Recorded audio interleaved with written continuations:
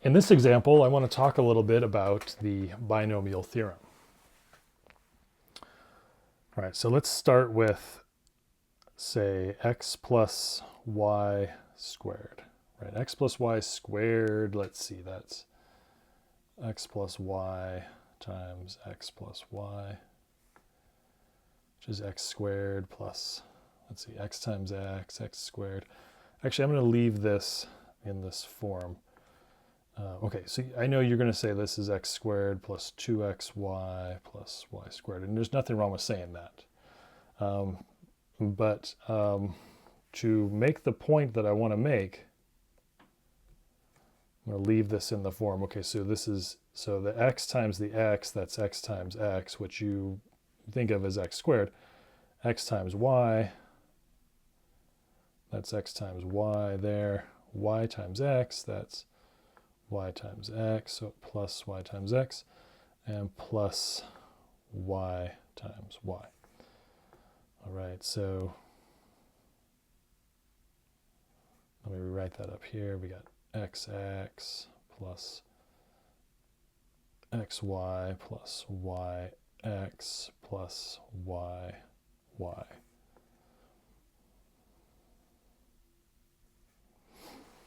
All right, now let's look at x plus y cubed, which is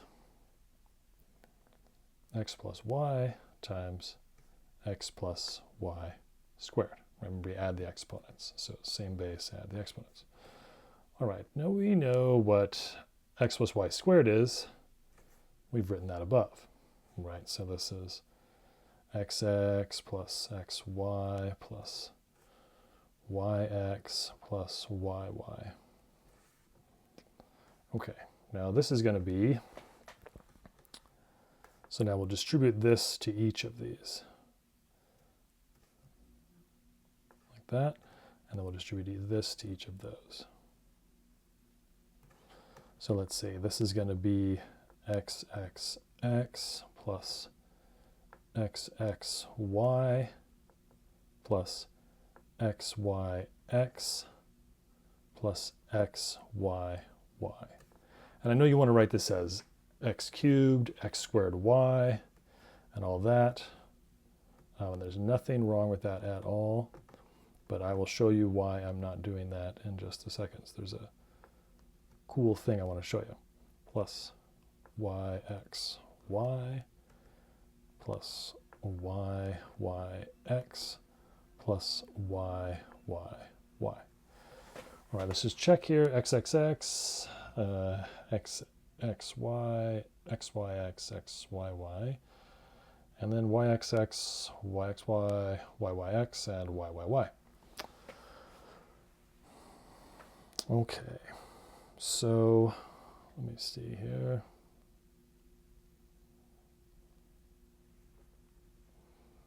So x plus y cubed is equal to, now I'm going to rewrite some of this a little bit, but I want to write it in, let's actually put it right here so I have a little more room here. I'm going to write this out. Maybe, hopefully I can write it. Okay, so this is xxx plus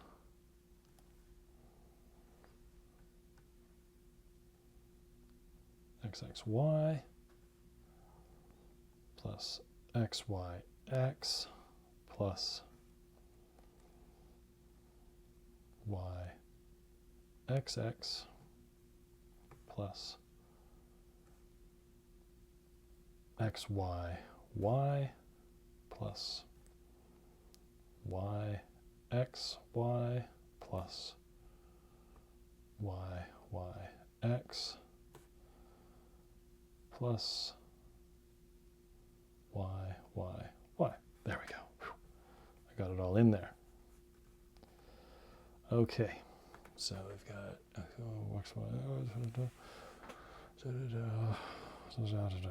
okay, now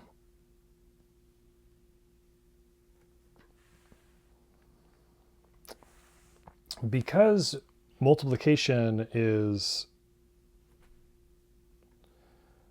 commutative,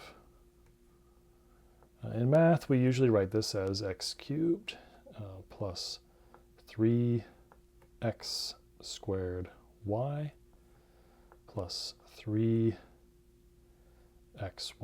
squared plus y cubed. And again, nothing wrong with that. Perfectly fine. Now we can put a little 1 there, and we can put a little 1 there in front of that.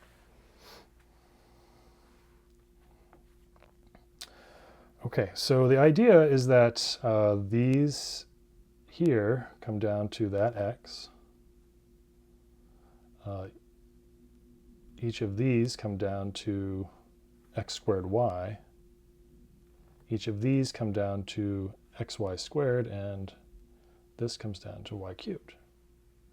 Right, and there's a 3 there, right? There's a 3 there because there's 3 different ways that you can make an x squared y when you are allowed to multiply, when you're allowed to do multiplication in any order, which is the way that most of us think multiplication can be done. And if you're a math major, you might, or you want to do some cryptography or something like that, you might see some worlds where multiplication can't be done in any order. But for most of us, multiplication can be done in any order, and that's why the binomial, that's why we get down to a 3 there, and a 3 there, a 1 there, and a 1 there.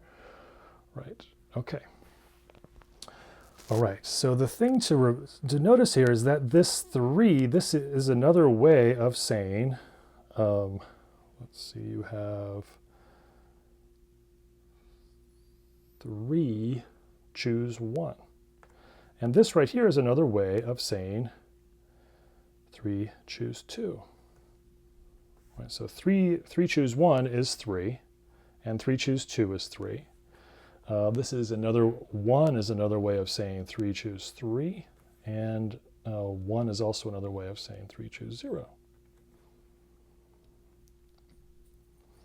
Right, so in fact I could, if I wanted to, replace those there. I'll replace these with these n choose things, or 3 choose things. So this is 3 choose 0. This is 3 choose 1 in front. This is 3 choose 2 in front. And this is 3 choose 3 in front.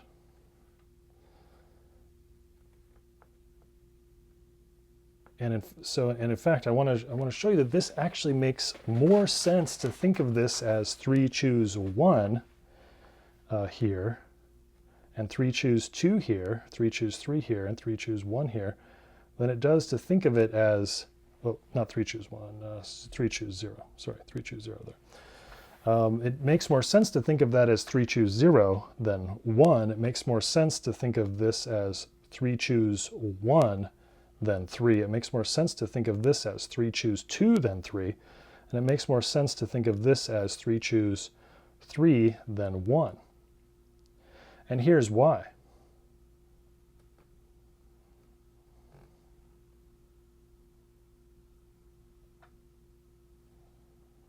Right, so let's start with this one right here. So let's go back up. Let's go back up to this right here. Why do we have 3 x squared y's?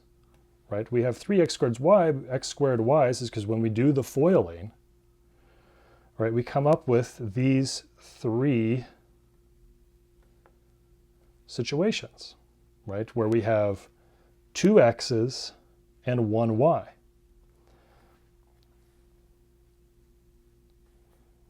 Where we have 2 x's and 1 y. But really, this is just counting the number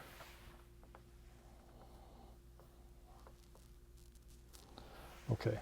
So remember, let's think so we have each of these you can think of as having 3 positions, right? So each of these has 3 positions. We're going to choose one of them to be a y. Right? This first one here, we chose the y to be there. The second one, we chose the y to be there. this third one, we chose the y to be there.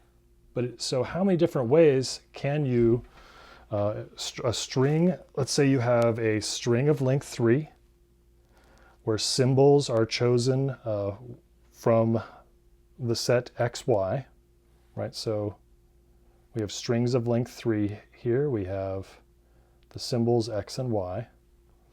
How many different ways, how many different strings are there where you have 2 symbols to choose from and 3 positions? How many strings when you choose one of them to be a y, right? This is, there is exactly 3 choose one of these, right? You have 3 positions, 1, 2, 3. Choose one of them to be a y. If you only have 2 symbols, right, and you're only allowed one of these positions to be a y, and you choose this one to be a y, then these have to be x's, right? So when you choose one of them, when you choose where the one y goes, it determines where the other x's go. So there's 3 positions, choose one of them to be a y. That's what this is saying. That's what this is saying right here. 3 positions, choose one of them to be a y. That will give you these 3 things here. When we think of multiplication can be done in any order, that gives me my x squared y's. There's 3 of those. Same thing in this position, and this one right here, right? Same idea. Now we have 3 positions. Choose 2 of them to be y's. The number of different ways, the number of different strings of length 3, where symbols are x or y, where you have 2 y's,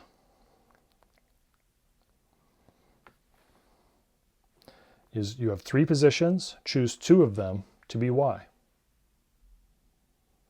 And remember, the number of ways to choose 2 of the 3 positions to be y is the same as the number of ways to choose 1 of the 3 positions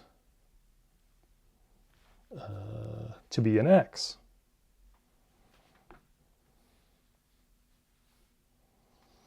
And now here, and now in the first and last position, let's say this one here, right? You have a string of length 3. Symbols are chosen from x and y, but we're only going to have x's. There's only one way to do that. It's x, x, x. There's only one way to do this over here. That's y, y, y. And so this same relationship holds for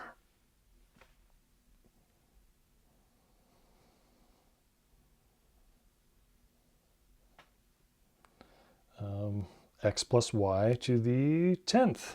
Let's look at, say, x plus y to the 10th.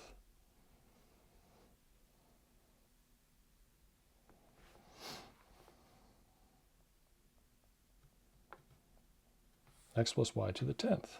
Right, this is going to be x to the 10th plus a bunch of stuff. Now let's figure out what is the coefficient. What is the thing in front of the term that has x cubed y to the 7th? Right. Well, this is really just the number of ways that you have a string of length 10. 1, 2, 3, 4, 5, 6, 7, 8, 9, 10. So this is really the number of strings of length 10 where symbols are chosen from x and y, where you have exactly 3 x's. See here, there's 10 positions, P1, P2, P3, P4, P5, P6, P7, P8, P9, P10, right? And we choose let's say x, x, x. Those are our three positions for the x's. The y's are determined. Right, so this thing right here, the number in front of x cubed y to the 7th is the number of different ways, number of strings of length 10, where you choose 3 of the positions to be x and the rest to be y. That's what this says. 3 positions are x and 7 are y. All right, so this is 10 positions, choose 3 of them to be x, and so on. And that's really what the binomial theorem is telling us. It's not telling us how to factor things, although that is a nice consequence. But really, the binomial theorem is telling us how we're grouping these things together. All right, now I can't resist, all right? I mean, notice that this is exactly the same problem that we had, that I gave an example for, but where it was binary strings of length. Let's see, it was bit strings of length 10 where that have exactly 3 ones, right? And the answer was 10 choose 3. Why is that, right? That's because we're counting exactly the same thing, right? Having x and y as your symbols doesn't change the relationships as whether or not you have 0, 1 as your symbols. So you have 10 positions, whether you are choosing places to put 3 1s and the rest zeros, or you're choosing places to put 3 x's and the rest y's. It's the same counting problem. So that's why we call it the binomial theorem, right? Binary choice, there's 2 choices, true, false, 0, 1, left or right, yes or no. So binary choice. That's why we call it the binomial theorem. Only problem is if we made this 0 and 1, then most people then it wouldn't make sense, right? Because zeros just make everything 0. So we make it x and y. Okay.